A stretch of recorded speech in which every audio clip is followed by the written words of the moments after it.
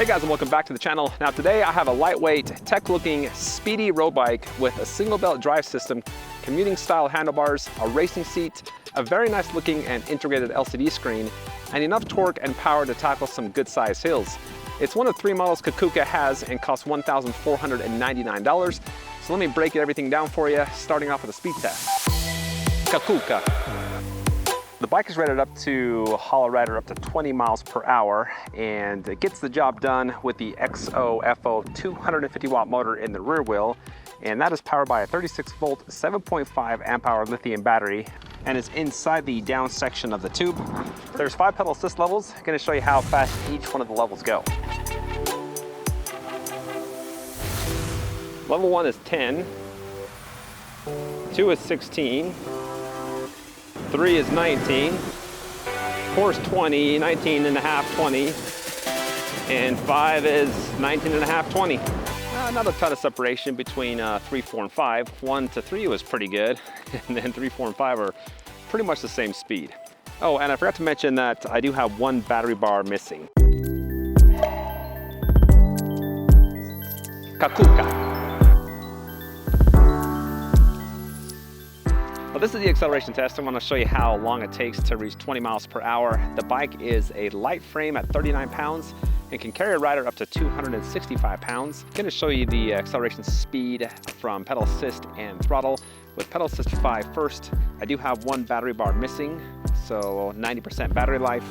Here we go.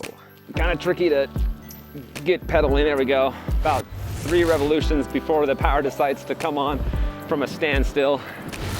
Single speed is a little bit tricky to get going, but after that it picks up fairly nicely. There's 20 miles per hour.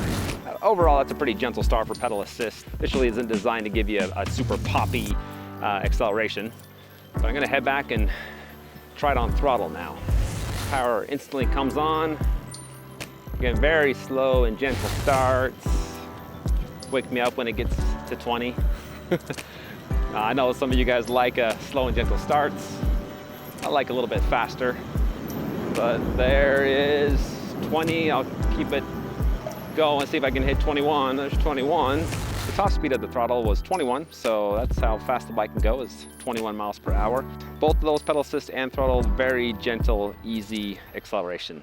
The range rating is 21 to 43 miles. Gonna test that out now. This is the first range test. Gonna go just a nice cruising speed, 20 miles per hour, very little stops. I do have a full charge on the bike and my tracking app has been started. Let's get to it. Kakuka bike. I've got my microphone plugged in again, so I'll tell you a little bit about the bike because I'm on the range test. I always like to start off with the design and the look, and it is pretty clean. They've got all the wires wrapped together in front of the handlebars. And once those wires hit the stem, it's all internal from there. And as you would expect for a road bike, the frame is slim and nice looking. The standover height is 20.5 inches. I'm 5'11", and I've got about 5 or 6 inches of clearance when I stand over the bike. There's a 23.6 inch reach. It's like a racing posture. You're bent over quite a bit where your head is straight above the handlebars. I lost my first battery bar. I've gone 4.32 miles. Stability is a little bit off for me. It's kind of tricky for me to ride this without any hands. I can only do it for a second or two, if that. It's something where it just doesn't feel or come natural. I'm sure it can be done. I just need to have a little bit more practice. It feels well balanced. It's not heavy in the front or the rear. It's just a different style of riding, and I'm not used to that, so my balance isn't the best. The noise is a little bit loud, especially when going flat out. It produces this kind of pulsating noise, not all the time, just about maybe 15–20% of the time. When I'm going about 12–13 miles per hour, it's very quiet. There's very little noise.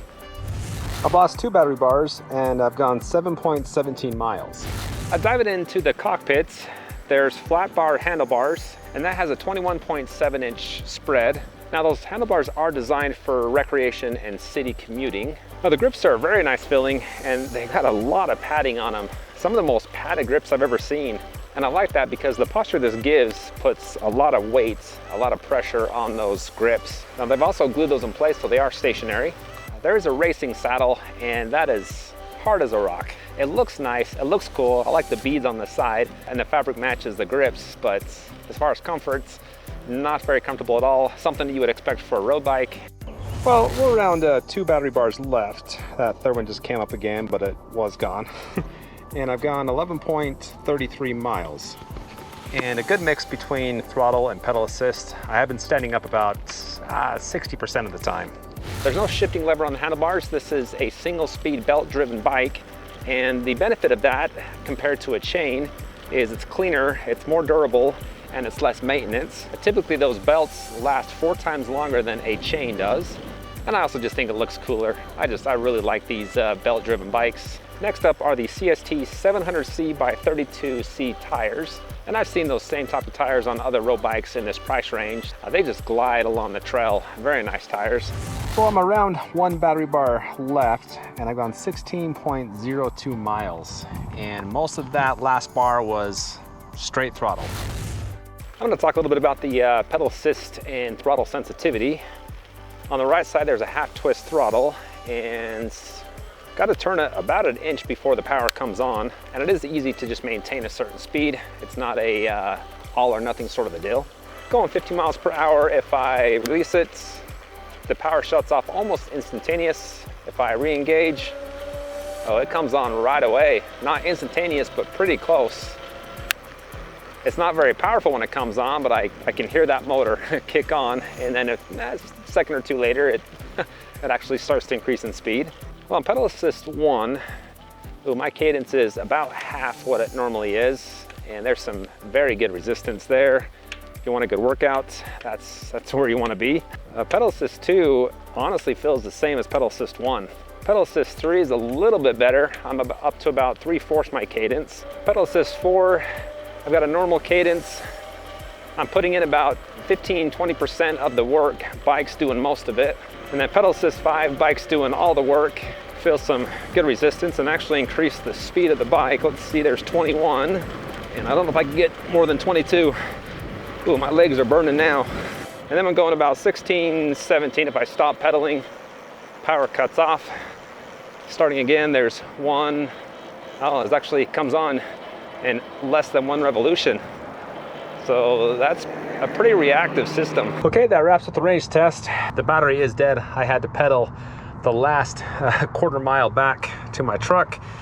Anyway, I got 20.05 miles with 1,051 feet elevation gain. Now the low end of the rating, if you'll remember, the range rating was 21 miles. So this is another spot on with the range rating. Almost hit 21.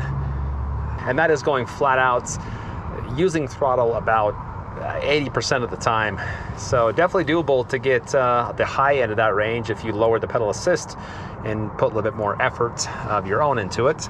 So now you know what it can do when just cruising with very few stops. I stopped maybe 6–7 times, and again, 20.05 miles, not too bad. Kakuka. I'm gonna do another range test, and this time gonna have a lot of stop and go. Gonna take the bike flat out the entire time. Kind of just overall ride it harder than I did with the first range test. Kind of let you know what it can do when you're nice to it and when you're not so nice to it.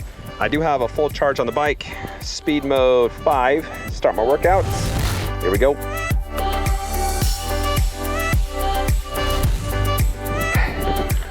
Okay. Well, I've been coming up all the way up this canyon, and I'm putting in about, 60% of the work. You can definitely get a workout with this bike if you're going on hilly terrain. Woo. Anyway, I lost 2 battery bars. And what's interesting is before I stopped, and even after I stopped for about 15 seconds, it still showed full power. And then as I just been taking a break here, 2 bars went down at the same time. So, which is opposite. Usually when you're riding, it shows less, than when you stop, it shows more. So that's a first. I've decided that this trail or this road is too much for this bike. I don't want to damage it, so I'm going to turn around a little early and head back down. I think I've got to be close to 16, 1700 feet in elevation gain, and not a very long distance. So this is a road bike. You're not going to be taking it on hilly terrain. This is just a road that I've been wanting to check out for some time, so I thought this was the vehicle to do it, but it is not. Kakuka. Okay, that wraps up the riding hard range test. I got 11.90 miles with 1,658 feet of elevation gain.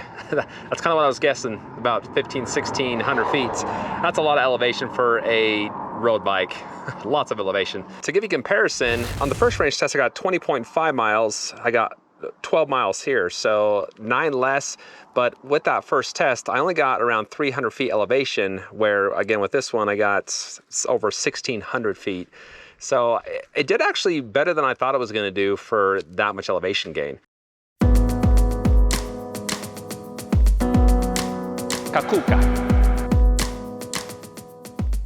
This is the hill test. The bike has a 25% grade rating, and the motor produces 50 Newton meters of torque. I'm already climbing. This hill is it's one I've used many times before. 18 to 20% grade, about 2 blocks long. There's no momentum to this. I just started climbing right away from a standstill, and whew, it's pretty tricky to pedal. It's making it up though. This is the steepest part of the hill. Ooh, my legs are burning though. I can feel the bike giving power, but I am doing quite a bit of the work, and I'm pedaling as hard as I can. You can kind of see it's slow. I do have a full battery on the bike, and I'm in pedal assist level 5. The nice thing about this bike compared to other belt-driven bikes is when I mean anything over a 10% grade, when I really put a lot of pressure and torque on the pedals, that belt tends to skip and slip. There was no slippage or skipping on that hill, so that's pretty awesome. It got me to the top. I had to work for it, but 20% grade hill, that's impressive. The K70 has dual disc brakes and aluminum alloy comfort grips with motor cutoff. As soon as you press them, cuts the motor off. Nice safety feature. Starting to come down the hill now, lightly pressing them. No noise, no pulsating. A little bit more speed. This is where it's pretty steep here, hard braking. Nice, there was no sliding in the tires. A little bit of squeaking or squilling, but no pulsating. A decent braking power for the weight of the bike, not the best actually, but I stopped within 30-35 feet. Continue on down, get some more speed, another hard brake here at 3, 2, 1. I got some skidding on my back tire, about 15-20 feet. Whew, I can smell something burning on that one. It does take a lot of pressure to engage the brakes hard, so just kind of keep that in mind. But there's a lot of space here, so you can easily fit 4 fingers. And that's pretty much it. Hopefully that gives you guys an idea of type of braking. I would say average for braking power. They're a little bit loud too. I'm gonna run through the LCD screen and control pad, and I do like the screen it's built into the handlebars, which just looks nice and sleek. It is flickering on my phone screen, that doesn't do that. On the left side is the control pad, up and down for the pedal assist level. Power button here, and if you hit that power button just once, it does cycle between trip and odometer. If you hold the top and bottom down, that gives you access to the settings. Not a lot you can do here. You can just change the speed from 12 up to 32 kilometers per hour. I haven't found a way to change that from kilometers to miles. Hit the power button and I can change the tire size. And on the right side, there's a button to disengage and engage the throttle. There is a headlight, but it's not connected to the bike. There's just a power button. You have to turn it on and off manually. There's no light in the back, but there is a reflector. I just haven't added it. The K70 is water resistant, has a 1-year warranty and free shipping in the US. Kakuka.